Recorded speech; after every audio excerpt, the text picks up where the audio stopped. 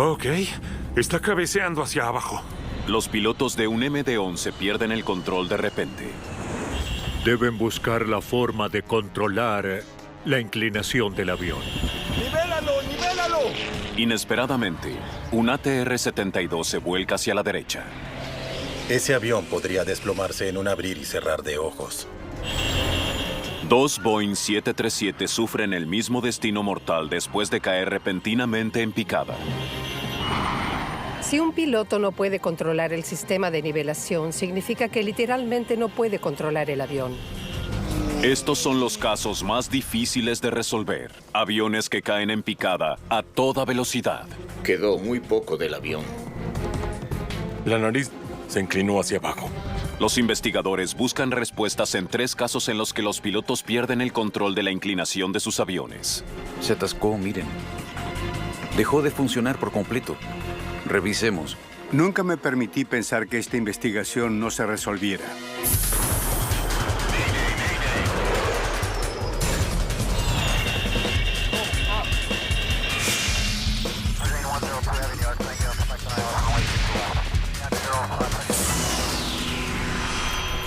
Mayday. Informe especial. Estas son historias reales basadas en informes oficiales y testimonios presenciales. El vuelo 261 de Alaska Airlines asciende hasta el cielo soleado de Puerto Vallarta, México, con 83 pasajeros y 5 tripulantes a bordo. Tren arriba.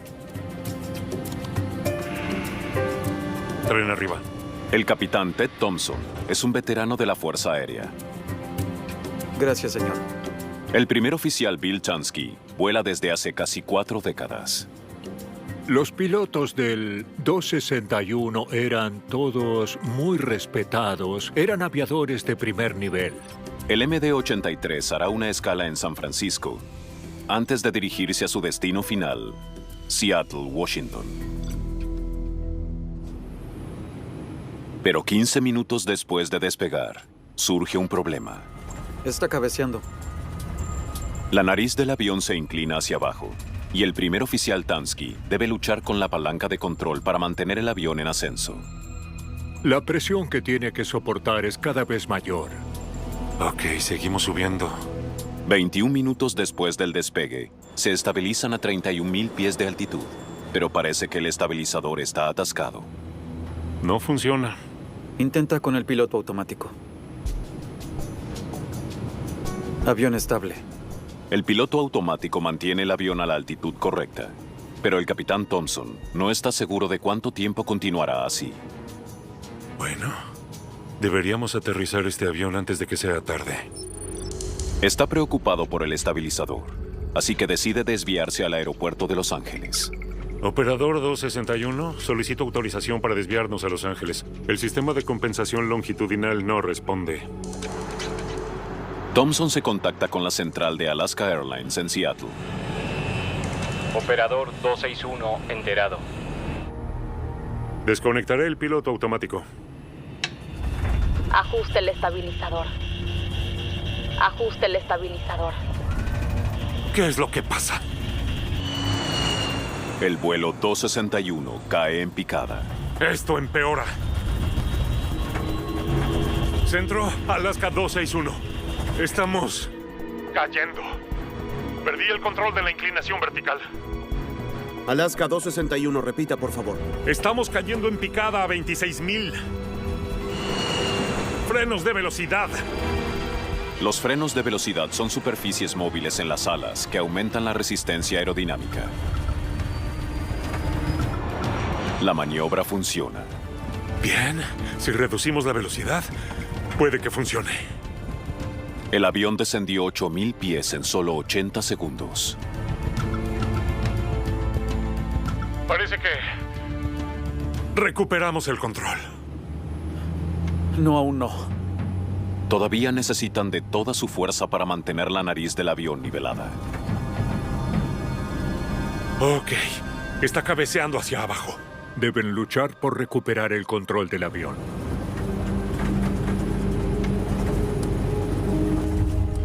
La ansiedad de los pasajeros aumenta. Debemos hablar con los pasajeros. Sí, lo sé. Amigos, Hay un problema con el control de vuelo. Intentaremos llegar a Los Ángeles. Estamos trabajando para recuperar algunos sistemas y una vez que lo hagamos, todo volverá a la normalidad. A medida que se acercan a Los Ángeles, los pilotos se preparan para un aterrizaje de emergencia. Bien, logramos cierta estabilidad. Debemos reducir la velocidad a 180 nudos. Deben hallar la forma de controlar la inclinación del avión. Si podemos controlarlo, debemos aterrizarlo. No podían levantar el avión para dar la vuelta y hacerlo de nuevo. Tenían un solo intento para aterrizarlo, o ese sería su fin. ¿Sientes eso? Sí. Pero para entonces, la tragedia es inminente. El avión cabeceó y giró. Es la peor pesadilla. ¡Mayday!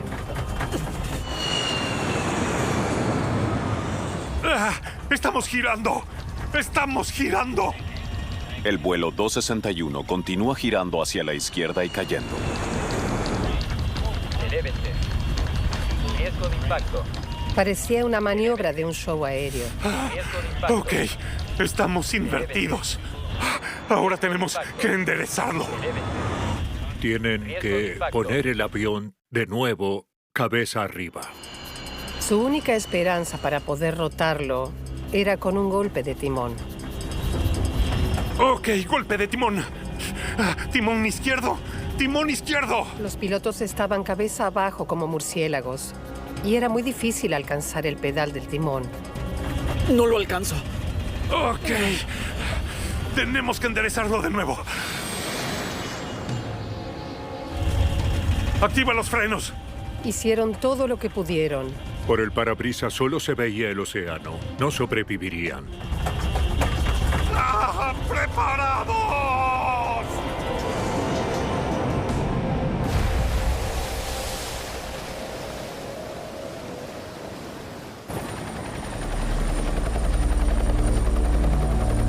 Los rescatistas buscan sobrevivientes. No encuentran ninguno. Los 88 pasajeros y tripulantes a bordo del vuelo 261 han muerto.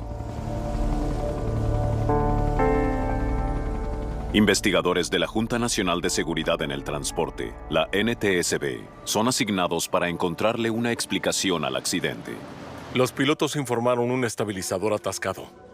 Obtuvimos mucha información de las transmisiones entre la tripulación de vuelo y Los Ángeles. La nariz del avión se inclinó hacia abajo. Inmediatamente comenzamos a investigar el sistema de estabilización horizontal. El frente del estabilizador horizontal se levanta o baja por medio de un husillo. El husillo cambia el ángulo del estabilizador a medida que se mueve a través de una tuerca Acme.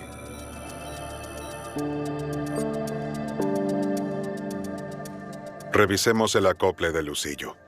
Los investigadores se preguntan por qué falló el sistema de ajuste horizontal del estabilizador.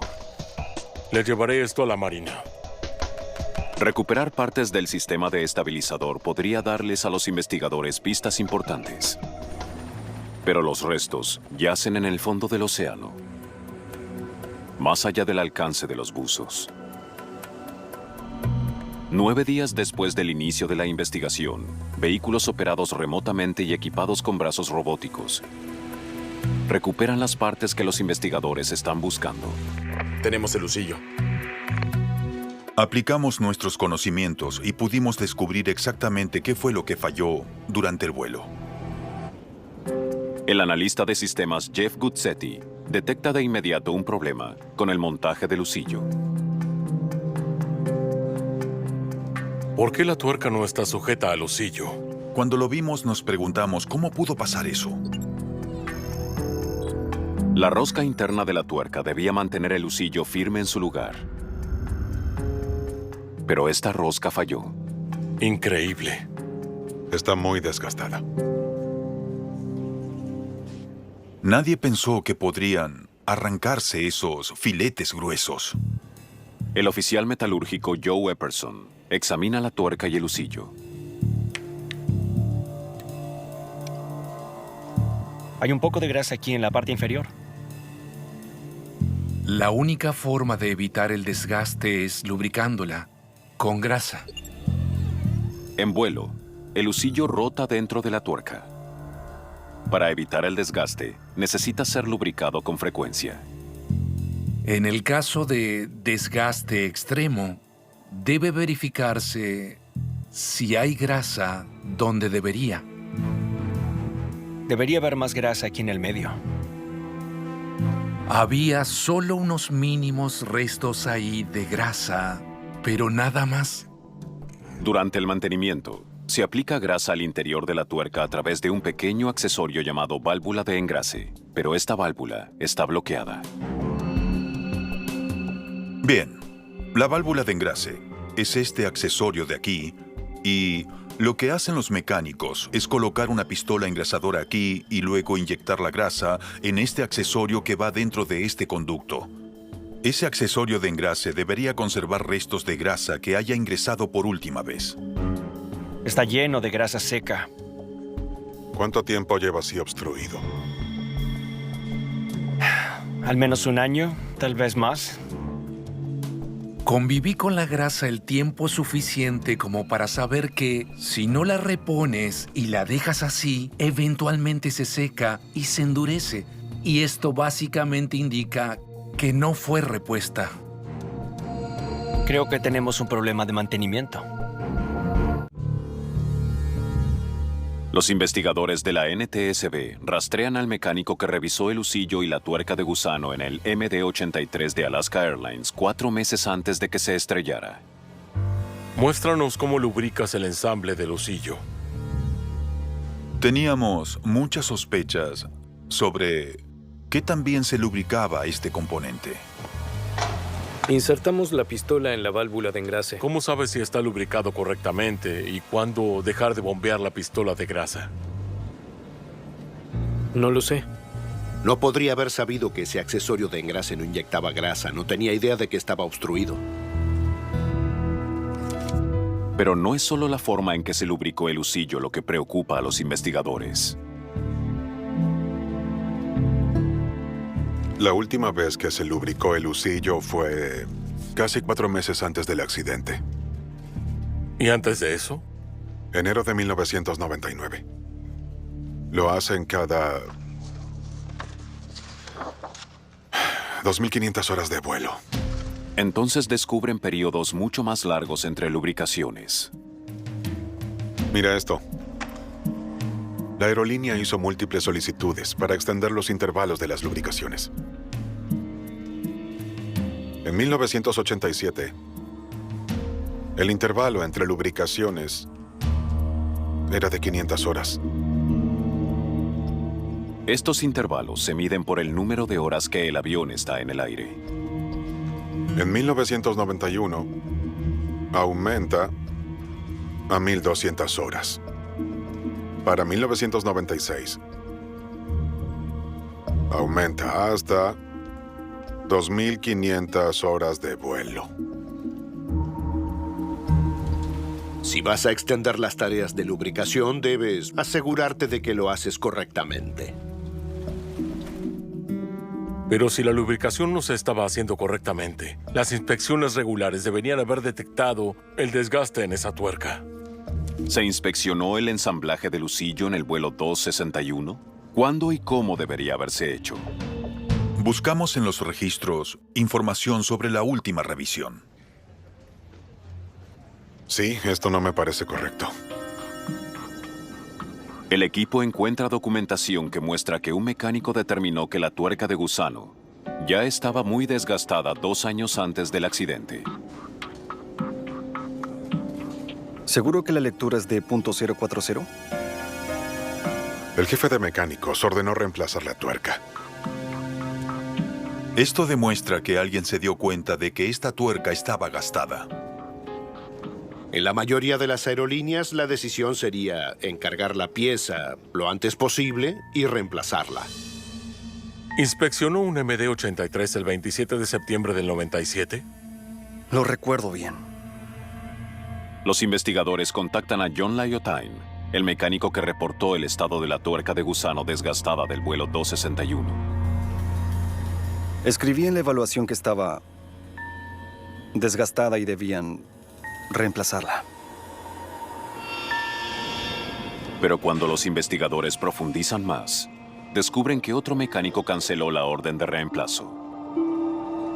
Ese mecánico determinó que estaba dentro de los límites seguros y autorizó que el avión volara. ¿Cómo es que un taller de mantenimiento permitió que el avión volviera a estar en servicio a sabiendas del estado de la tuerca? Este accidente podría haberse evitado. Literalmente 50 centavos de grasa costaron la vida de muchas personas. Tras la investigación, los reguladores federales redujeron el intervalo entre lubricaciones de husillos en los aviones de Alaska Airlines de 2.500 horas a 650 horas. En retrospectiva, no tiene ningún sentido. Decidieron posponer el mantenimiento una y otra vez, con la aprobación, debo agregar, de las autoridades de la aerolínea que autorizaron que el intervalo entre lubricaciones se extendiera indefinidamente. Un mantenimiento deficiente puede causar estragos incluso en el avión mejor diseñado, pero a veces los defectos pueden originarse desde el tablero de diseño. 64 pasajeros viajan a bordo del vuelo 4184 de American Eagle, que se aproxima al aeropuerto de O'Hare, en Chicago. Torre de control de Chicago, tenemos visibilidad limitada a 10.000 pies. Comenzamos el descenso. Eagle 84, enterado. La niebla y la visibilidad reducida en O'Hare generan retrasos y congestionamiento en el tráfico aéreo. Eagle 184, vayan al sureste en Victor 7. Recibido Torre de Chicago, iremos al sureste en Victor 7, Eagle 184. El capitán Orlando Aguiar, al mando del ATR-72, programa el piloto automático para mantener el avión circulando a 10.000 pies de altura. El avión levanta la nariz cuando damos estas vueltas. Sí. El giro en círculos mantiene la nariz del avión levantada. ¿Quieres los flaps a 15? Con eso bajará la nariz. El primer oficial Jeff Galliano extiende los flaps a 15 grados y el avión se nivela. Así está mucho mejor. Flaps a 15. Si olvidamos que están abajo, recibiremos la advertencia de velocidad. Media hora después, control de tráfico aéreo les indica que se dirijan a una altitud más baja. Vuelo Eagle 184, descienda y manténgase a 8.000 pies. Descendiendo a 8.000, Eagle 184. Vuelo Eagle 184, demora de unos 10 minutos, hasta que lo autoricen. Gracias. ¿Salimos de la fila? No, debemos bajar a 8.000 pies. Sabía que pasaría eso. Suena la alarma de velocidad excesiva. Trataré de mantenerlo a 180. El avión va demasiado rápido para volar con los flaps extendidos. Galliano los retrae.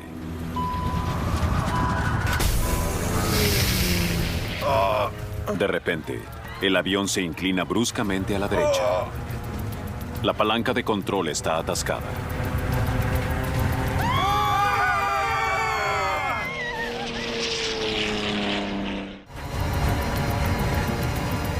El vuelo 4184 de American Eagle cae sin control en picada. ¡Nivélalo, nivélalo! Los pilotos luchan por salir de esa situación y nivelarlo. Eso es. Con calma.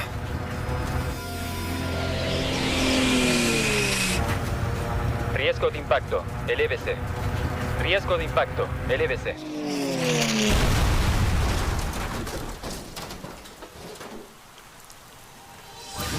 El vuelo 4184 se estrella en un campo en las afueras de Roselawn, Indiana. Las 68 personas a bordo fallecen.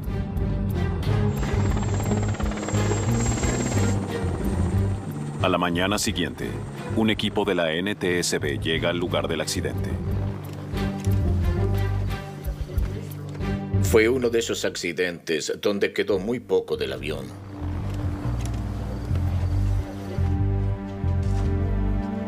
En medio de la destrucción, encuentran intactas las 2 cajas negras del avión. Mientras se analizan las grabaciones de voz y datos, los investigadores se centran en el patrón de espera que el control de tráfico aéreo le ordenó al avión. Eagle 184, manténgase al sureste en Víctor 7. Bueno, lamento informarles que control de tráfico aéreo nos ha puesto en una fila de espera aquí arriba. Al revisar los registros del control de tráfico aéreo, hallamos que la tasa de flujo, es decir, el número de aviones que iban a Chicago O'Hare en ese momento, tuvo que reducirse debido al mal clima que había en la zona. El investigador principal, Greg Faith, quiere saber más sobre el clima durante la espera. Quiero datos meteorológicos, informes de pilotos, condiciones atmosféricas, radar Doppler, todo lo que puedan encontrar. Los pilotos de otros aviones que estaban dando vueltas alrededor del aeropuerto O'Hare ese día guían a los investigadores hacia una pista.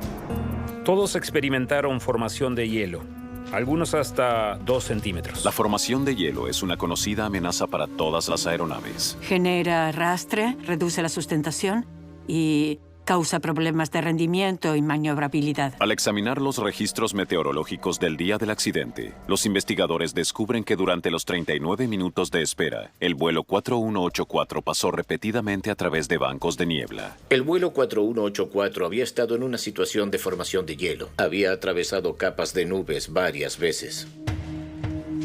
¿Pero sabían los pilotos que estaban volando en condiciones de congelación? La grabadora de voz de la cabina proporciona la respuesta. Así está mucho mejor. Flaps 15. Sí.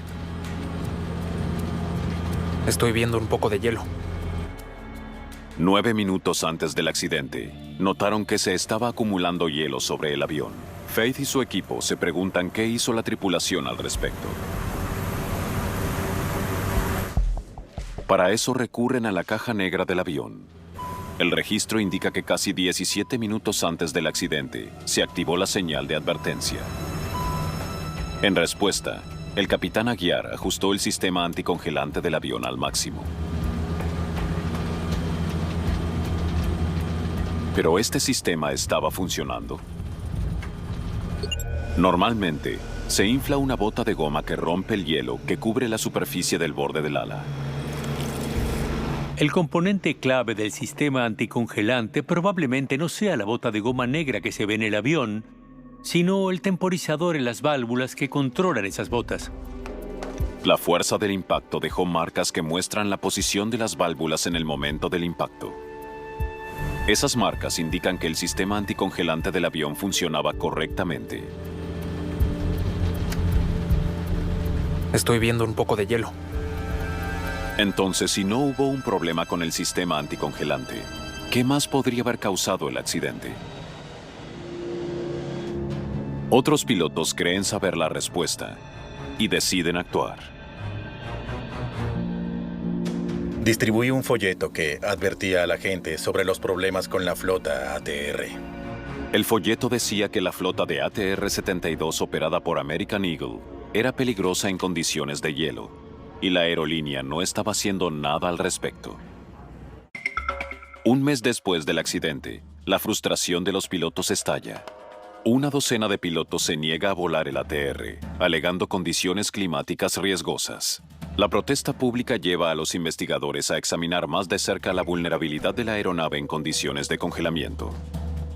Charlie Pereira, de la NTSB, visita al fabricante francés del ATR, Aerospatiale. Nos embarcamos en una tarea de investigación para identificar bien en los vuelos del ATR 42 y 72 los incidentes de control de vuelo. Y descubre un patrón alarmante. Y hallamos cinco eventos similares después del hecho en nuestro análisis del caso Roslon. En diciembre de 1988, un ATR-42 de American Eagle se prepara para aterrizar en condiciones de congelación cuando de repente se inclina y se clava de Riesgo trompa. de impacto, LVC. Estos pilotos se LVC. recuperaron aumentando la potencia del motor. Pero otros vuelos no corrieron la misma suerte. En octubre de 1987, un ATR-42 en ruta hacia Alemania se estrelló lo que causó la muerte de las 37 personas a bordo.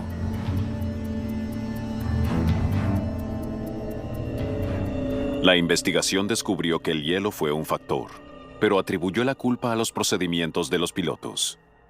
Para los investigadores es muy importante poder revisar la información histórica sobre cualquier avión. ¿Algún estudio descubrió una falla en el diseño del ala? Charlie Pereira quiere saber si los ingenieros que construyeron la serie ATR pueden explicar por qué el avión perdería el control. Lo que le dicen Aún tenemos hielo. sorprendería a toda la industria aérea. El investigador de la NTSB, Charlie Pereira, presiona a los ingenieros para descubrir las razones detrás del trágico historial del ATR. Vieron los datos de vuelo del avión accidentado. ¿Dónde se formó el hielo para causar algo así? Cuando le pregunté a uno de los especialistas en aerodinámica más experimentados qué pensaba que podría causar el comportamiento que vimos en la caja negra del accidente de Roselawn, hizo unas marcas detrás de las botas de descongelamiento. Fue detrás de la bota. Hielo detrás de la bota anticongelante. Si el hielo se acumula detrás de la bota, la tripulación no tiene forma de quitarlo. Aún tenemos hielo. Pero ¿cómo podría formarse hielo en ese sitio? Un análisis meteorológico adicional muestra que el vuelo 4184 voló hacia algo mucho más peligroso que la lluvia helada. El engelamiento, o ICE, es producido por grandes cantidades de gotas de lluvia súper enfriadas. Estas gotas del tamaño de un cabello humano que mantienen su forma líquida incluso en temperaturas bajo cero, solo se congelan cuando entran en contacto con un medio sólido. En cada vuelta de su patrón de espera, el vuelo 4184 atravesó capas de nubes que contenían estas gotas súper enfriadas. La parte superior de la nube estaba entre los 8 y los 12 grados bajo cero. Había una llovizna cerca de la parte superior alimentada por el viento cerca del extremo superior de la nube. Esta gente estaba en el lugar y en el momento equivocado. Los investigadores descubren que mientras que el hielo ordinario se acumula en el borde frontal del ala, donde las botas anticongelantes pueden eliminarlo, las gotas del ICE se deslizan hacia atrás de las botas antes de congelarse y forman una cresta, fuera del alcance del sistema anticongelante y más allá de la vista de la tripulación de vuelo. Vuelo Eagle 184, descienda y manténgase a 8.000 pies. Descendiendo a 8000, Eagle 184. Los investigadores concluyen que la acumulación de hielo no afectó al vuelo 4184 hasta que el avión comenzó su descenso a 8000 pies de altitud. Sabía que pasaría eso. El descenso aumentó la velocidad del aire sobre el avión y activó una señal de advertencia en la computadora de vuelo, indicándoles a los pilotos que estaban volando muy rápido con los flaps extendidos. Quería mantenerlo a 180. La tripulación luego replegó los flaps, pero esa acción rutinaria generó un efecto trágico en la aerodinámica del avión. Cuando replegaron los flaps, al comenzar su descenso a 8000 pies, el avión se inclinó hacia atrás y elevó demasiado la nariz. Al elevar la nariz, el flujo de aire sobre el ala cargada de hielo se interrumpió. Esto creó una poderosa turbulencia, la que levantó el alerón del ala derecha e hizo que el avión se inclinara. Las fuerzas estimadas fueron de unos 113 kilogramos. Por lo tanto, al tratar de girar, el piloto se enfrentaba a 113 kilogramos de fuerza aerodinámica. ¡Rayos! La NTSB descubre una falla mortal en uno de los aviones más utilizados. El diseño del ala del ATR lo hace vulnerable al hielo. En respuesta, el constructor francés del avión, Aerospatiale, fabrica botas anticongelantes más anchas para que cubran un área mayor del ala. Varias cosas tuvieron que salir mal para que esto pasara, y solo gracias a la investigación minuciosa de estos accidentes se puede resolver para que no vuelva a ocurrir. Se tardó más de un año en concluir la investigación sobre el vuelo 4184, pero los factores involucrados en los problemas de inclinación de otros aviones pueden ser tan raros e inusuales que llevó varios años resolver el misterio. El vuelo 585 de United Airlines se prepara para aterrizar en Colorado Springs con 20 pasajeros y 5 tripulantes a bordo. El cielo está despejado, pero una fuerte turbulencia sacude a la aeronave. Es un hermoso día. Parece imposible que hoy pase algo. Al mando se encuentra el capitán Harold Green, de 52 años. Su copiloto es Patricia Edison.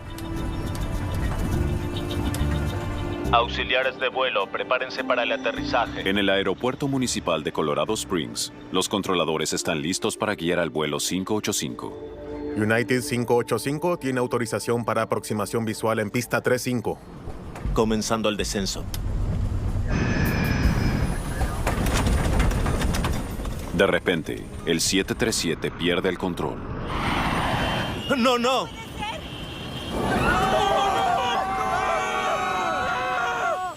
El vuelo 585 cae en picada a 230 millas por hora.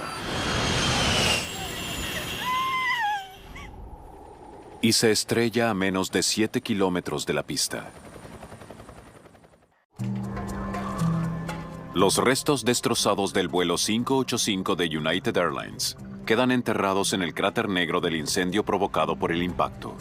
Los rescatistas llegan a los pocos minutos. Ninguna de las 25 personas a bordo sobrevive. Al anochecer, los investigadores de la NTSB llegan al lugar del accidente. La primera impresión que tuve fue que iba a tomar mucho tiempo investigar el accidente y fue debido al daño que veíamos en las piezas. Cuando están quemadas y rotas, el proceso siempre lleva más tiempo. Recuperaron las cajas negras y las enviaron al laboratorio en Washington. Mientras revisaban las grabaciones de voz, el especialista en desempeño humano Malcolm Brenner no escuchó nada que indicara que los pilotos tuvieran dificultades con el enfoque. Esto parece más una excelente tripulación, con mucha mala suerte, en verdad. Así que mi primera impresión fue que esto tendría más que ver con un problema de hardware. Los investigadores examinan las alas y la cola del avión. Después de haber descartado otras superficies de control de vuelo que pensábamos podrían contribuir a la caída, centramos nuestra atención en el timón. La violencia del choque hace que recuperar estas partes sea un desafío desalentador. No quedó casi nada.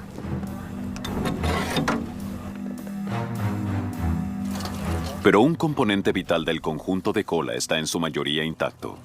La unidad de control de potencia, o UCP. Cuando un piloto presiona el pedal del timón de dirección, la UCP utiliza fluido hidráulico para convertir los movimientos en la presión necesaria para mover el timón del 737.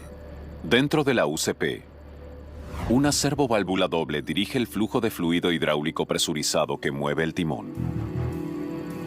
Cuando un técnico abre la unidad de control de potencia, encuentra virutas de metal flotando en el fluido hidráulico. Ese es un hallazgo revelador. ¿Podrían estas partículas haber bloqueado la servoválvula?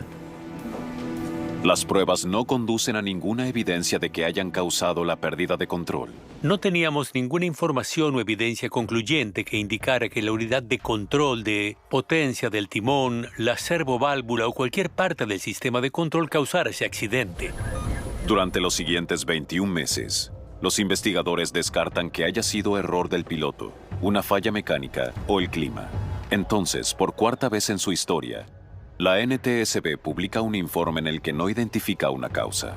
Causa indeterminada. Habíamos dedicado mucho tiempo y esfuerzo a la investigación y no teníamos certezas de qué había pasado. 8 de septiembre de 1994. 2 años después, el vuelo 427 de US Air se aproxima a Pittsburgh y entra en una zona de turbulencia. Increíble.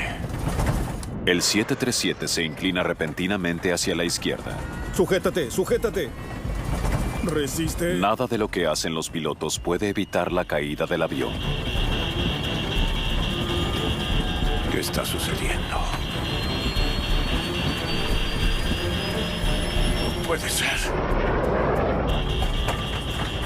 427 en emergencia. ¡Rayos! ¡Arriba! ¡Arriba! ¡Estamos cayendo! ¡No! ¡Ah!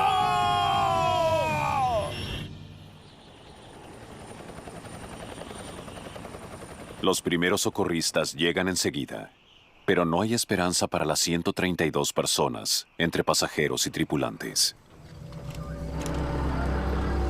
Los investigadores de la NTSB llegan al sitio de un segundo accidente de un Boeing 737.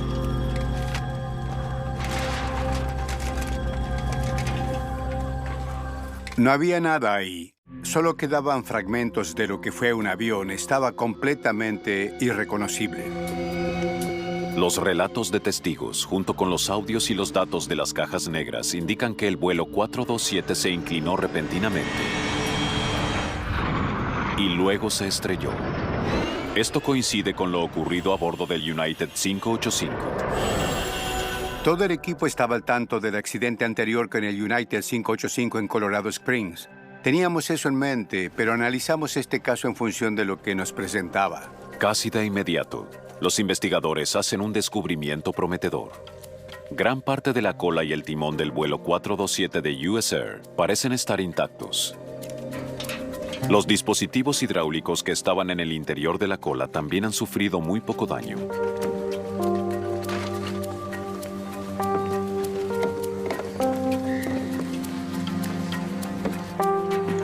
Cuidado con eso. El principal sospechoso vuelve a ser la doble servoválvula.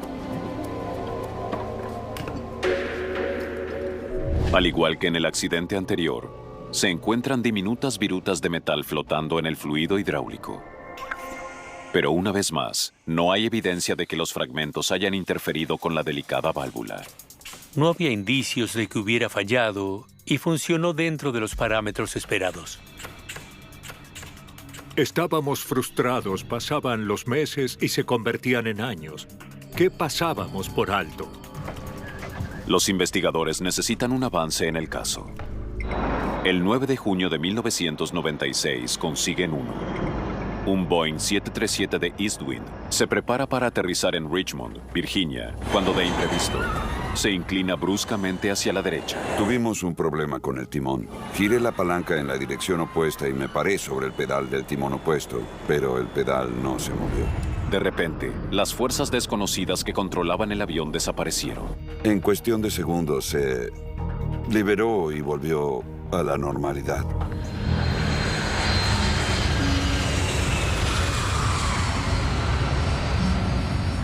El Boeing 737 de Eastwind aterriza con seguridad. Al día siguiente, el equipo de la NTSB llega a Richmond.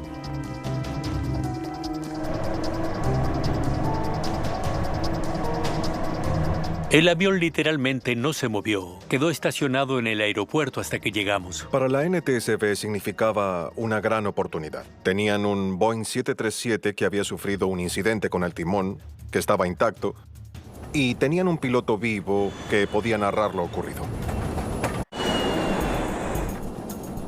Los investigadores de la NTSB determinan rápidamente que lo que sucedió a bordo del vuelo 517 de Eastwind es alarmantemente similar a los eventos en los vuelos 427 y 585. Así que interrogan a los pilotos de Eastwind. Y cuando les preguntamos qué pasó, dijeron que algo andaba mal con el pedal. El pedal no podía bajar. Estaba parado en el pedal del timón y no podía hacer que bajara.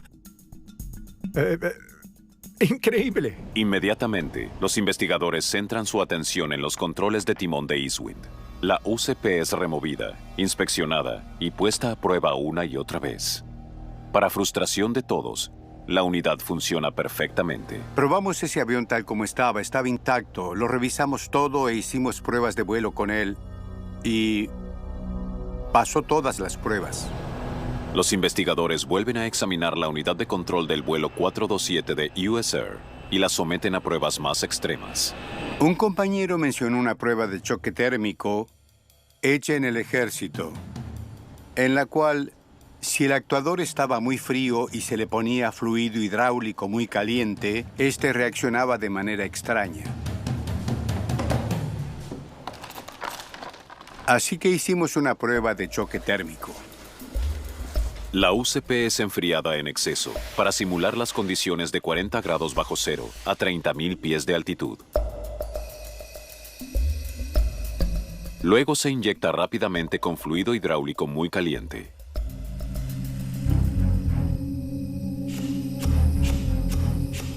Mientras estábamos allí escuchando, el actuador se movía de izquierda a derecha, de izquierda a derecha.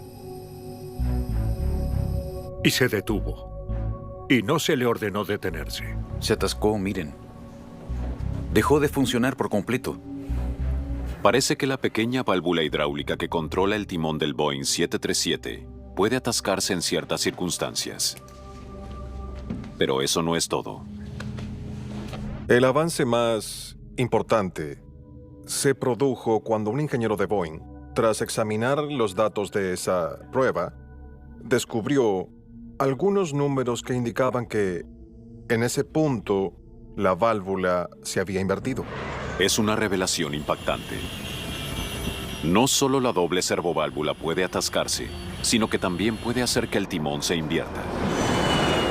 Gira a la derecha y va a la izquierda. Eso es lo que les pasó a los pilotos, algo tan inusual que no podían entender lo que pasaba.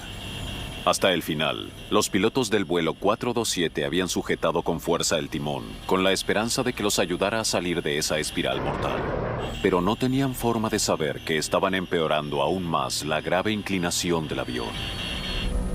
Auxiliares de vuelo, prepárense para el aterrizaje. Los investigadores vuelven a analizar los datos del vuelo 585 de United y concluyen que la tripulación fue víctima de la misma falla. Volviendo al caso de Colorado Springs, podemos seguir la progresión de lo que hizo el capitán. Está cerca del suelo y de repente, con el timón invertido, presiona el pedal, pero el pedal rechaza violentamente su pierna. ¡No puede ser! ¡Flaps 15! La inversión del timón se ajusta a lo que sabemos sobre esta tripulación. Pudimos demostrar el modo de falla y la coincidencia con las grabaciones registradas en las cajas negras de cada avión. Pasaron menos de 10 segundos desde la inversión del timón hasta el impacto. Al concluir la investigación, se realizan cambios drásticos para mejorar la seguridad del Boeing 737. El regulador federal ordena a Boeing rediseñar la servoválvula doble del timón para eliminar la posibilidad de inversión y reemplazar esas válvulas en miles de aviones 737 en todo el mundo. Lo que nos molesta en la Junta de Seguridad es un accidente sin resolución porque no podemos hacer cambios para mejorar la seguridad. Ahora, gracias al US Air 427 y al United 585, tenemos una flota de 737 más segura. La NTSB tardó 10 años en resolver los misteriosos accidentes de los vuelos 585 y 427. Fue la investigación más larga en su historia. Lo primero que dicen las personas es ¿quién imaginó que esto podría pasar? Pero cuando revisan los datos, la respuesta está ahí. Eso fue una tragedia anunciada. Un problema de inclinación puede causar una catástrofe de tal magnitud que la evidencia suele ser escasa. Pero al revelar defectos profundamente ocultos, estas 3 investigaciones exhaustivas cambiaron la aviación e hicieron los cielos más seguros. La lección más importante para la industria y para el público en general es que en un accidente tan complejo como este, las respuestas pueden demorar meses o incluso años. A veces, puede que sean necesarios varios eventos para poder trazar un patrón que revele la respuesta.